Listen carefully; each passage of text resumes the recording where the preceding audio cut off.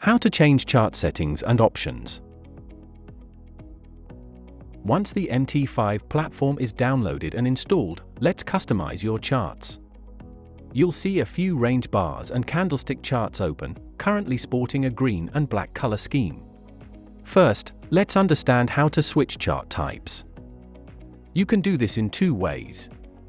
Click the chart and then the candlestick icon, or right-click the chart and select Candlestick from the menu. Remember, you have three chart types: bar, candlestick, and line. There are also keyboard shortcuts available for quick changes. Now, let's give your charts a makeover. Right-click on a chart, select Properties, then head to the Colors tab. Here, you can customize every element of your chart's appearance.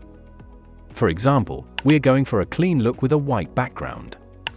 Feel free to experiment and find the perfect color scheme for you. Thanks for watching.